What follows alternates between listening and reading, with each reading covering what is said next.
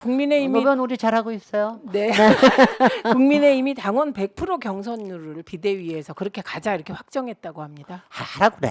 나는 뭐 아니 대통령이 그렇게 하라고 그런다고 그러고 온갖 윤핵관의 핵핵관까지도 다 한다고 그러고 다 한다고 그러는데 어떻게 해요? 해야지.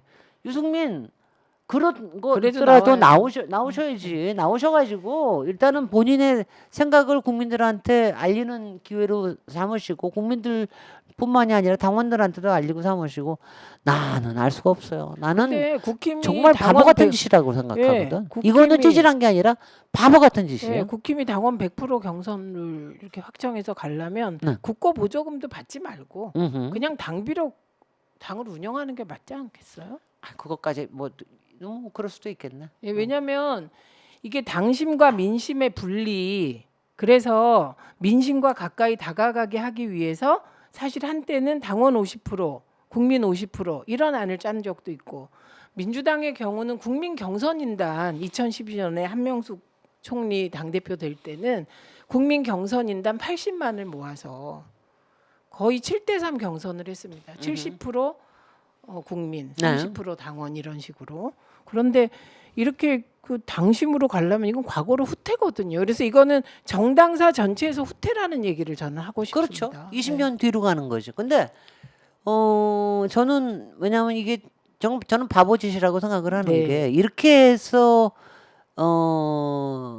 만들어지는 윤핵관 출신의 대표가 무슨 힘이 있을지도 않을 테고. 근데 대통령은 자기 마음대로 하는 게 더 중요하다고 생각을 하고 지금 저는 대통령실이 아까도 그렇지만 아까 그 예. 언론을 대하는 사건도 그렇지만 지금 당원 대회나 총선을 대하는 게 굉장히 디펜시브해요.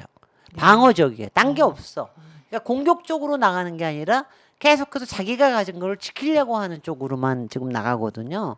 근데 이게 참 바보 짓이라는 거를 느끼죠. 근데 대통령실로서는 저는 윤석열 대통령의 그릇으로서는 아니 그 양반의 기질이나 성종으로 봐서는 그쪽으로 안 갈 리가 없어요. 근데 유승민이 무서운 거죠. 아니 저는요 사실은 이렇게 생각하거든. 이명박 대통령 때 이명박 대통령은 아무리 해도 얼마나 박근혜가 미웠겠어요. 박근혜는 못 쫓아내잖아. 네. 박근혜가 가지고 있는 대중적인 것 때는 못 쫓아내는 거거든. 그렇지만 그렇게 했지만은 그래도 박근혜가 있었음으로 해서 아유, 이명박 네. 정부는 훨씬 더 도움을 받은 뿐만 겁니다. 아니라 정권 재창출을 그리고 정권 했습니다. 재창출까지 한 거 네. 아니에요. 그러니까 네. 굉장히 도움이 되는데 근데 지금 윤석열 정부는 저는 이렇게 하는 이유가 저는 윤석열 정부의 또 하나의 트라우마가 아까 세월호 트라우마도 얘기했지만 또 하나가 탄핵 트라우마 아니에요. 네.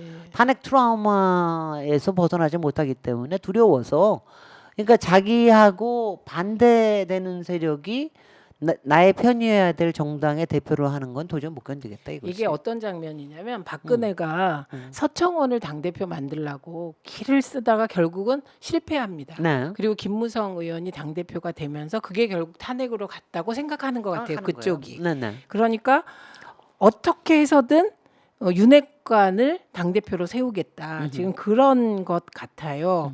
그런데 이 길이 거꾸로 보면 정권 재창출을 못하는 길로 가고 있다. 그럼요.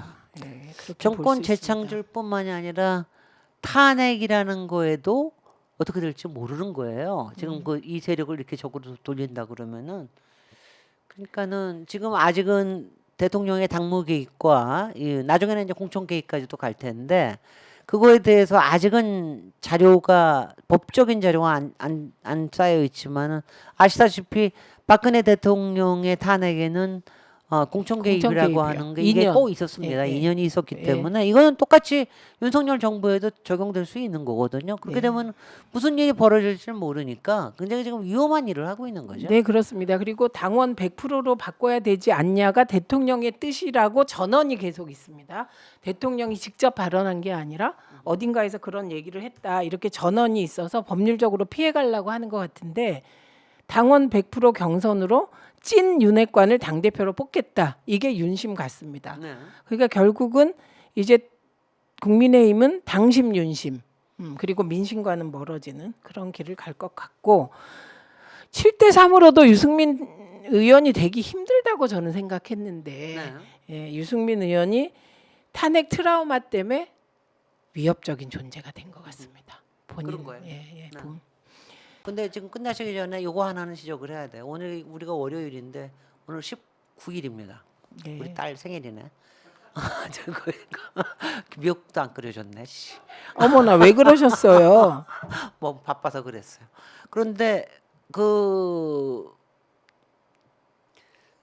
예산이 아직 통과가 안 됐어요. 네. 근데 예산이 아직 통과가 안 되고 있는 거에 기본이 국힘이고 국힘의 위에 윤석열 대통령실이 있는 거예요. 그러니까 예. 나는 지금 대통령실은 준 예산으로 가고 싶어 하는 것 같아. 그래야지 야당한테 야당을 더 덮어씌우려고. 야당에게 덮어씌울 수가 있으니까. 그러니까 지금 계속해서 민주당이 그래도 계속해서 해왔잖아요. 그러니까 민주당은 양보해 왔죠. 법인세 1% 인하까지도 예. 양보해 가면서 계속해서 양보해 왔는데 이게 어디까지 갈지 한번 여기 한번 봅시다. 어떻게 되실 것 같으세요? 지금 안 좋은 언론 환경이 가장 큽니다. 네. 왜냐하면 처음에 김진표 의장은 그냥 3%를 받고 2년인가 3년 유예하자는 안을 냈어요. 네. 그런데 그거는 민주당이 받을 수가 없죠. 그래서 최종적으로 나온 안이 1% 인하 안이거든요. 그런데 민주당이 그걸 이재명 대표가 받았어요. 대승. 김진표 국회의장이 제안을 한 거죠. 네, 네. 네, 의장이 제안한 걸. 그런데 국힘이 본래는 한결의 사설을 보면 국힘이 거기서 제안했던 거야. 네, 국힘이 사실은. 제안했던 거로 나옵니다. 네. 그런데 이거 누가 제동을 걸었냐? 대통령실에서 제동을 걸었다는 글쎄요. 거거든요. 네. 그래서 저도 의원님 말처럼 이들은 모든 걸 총선 전략으로 가고 있다. 그래서 준 예산으로 가고 그리고 이 모든 덤탱이를 민주당에게 씌우려고 하고 있다. 그러니까 이 거대 야당의 횡포. 그래서 총선 승리하게 해달라. 그리고 정권 교체를 2024년 총선 때 완성하게 해달라. 지금 그런 전략으로 가고 있는 것으로 보입니다. 네네. 그래서 민주당으로서는 그것도 알기 때문에 알기 때문에 받은 거죠. 이렇게 말도 안 되는 상황이지만 야당으로서 그래도 최대한의 계속해서 협상을 하면서 이걸 받아주려고 노력을 했는데 이게 어떻게 될지 잘 모르겠어요. 저는 대통령실은 끝까지 내년 1월 2일까지 안 하고 나는 준예산으로 가려는 속셈인 것 같아 보여요. 지금도 오늘은 법인세가 아니라 오늘은 드디어 경찰국과 이거 법무부 예비비까지 그 얘기까지 얘기가 나온 거 보니까 왜냐하면 지금 신났잖아. 오늘 리얼미터에서 드디어 40% 넘은 여론조사 결과가 나왔잖아요. 그게 그게 보수 대통령의 가표집인데, 보수 가표집이지만 이게 보수의 그러니까 강경 대응을 했기 때문에 이게 가능하다. 이거를 끌고 가고 싶은 욕심이 꽤 있을걸요.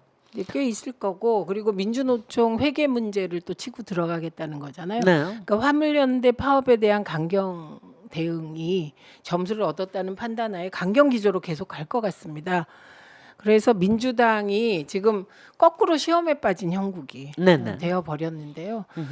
저는 솔직히 얘기하면 그냥 그 분명한 민주당의 기치를 내걸고 김진표 의장이 얘기한 1%는 받고 그리고 나머지 부분에 대해서는 예비비로 할 수 있게 해주고 그래서 그런 식으로 빨리 예산안을 종결하고 국정조사로 넘어가야 된다고 생각합니다. 네. 저는 네. 그냥 이건 제 생각입니다. 네. 더군다나 예산 안 통과 안 시키려고 그러는 게 목적이 확실하지. 국정조사를 국정조사 이태원 못하죠. 국정조사를 못하게 만들고 있는 그러니까 거니까. 국정조사와 예산안을 연계시킨 것부터가 잘못된 전략이었는데 이게 예산이 통과 안 되면 국정조사가 시작을 못하게 돼 있어요. 그러면 저는 애초에 그 협상에 동의할 때 예산에 대해서 어느 정도 타협해서 통과시킨다는 거 아닌가.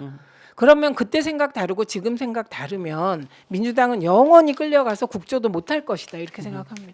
이렇게 끌려가고 있는 게 지금 민주당의 약간 저조한 지지도로 나오는 거인데 민주당으로서는 다른 방법도 별로 없어요. 근데 지금으로서는. 저는 그래서 지금 보수가 과표집됐다 그래요. 그 네. 이유가 뭐냐? 민주당 지지자들이 응답을 안 하기 때문입니다. 네. 민주당 지지자들은 왜 응답을 안 할까요? 국정조사 하나라도 제대로 해라. 뭐 하나라도 저는 이런 소리라고 생각합니다.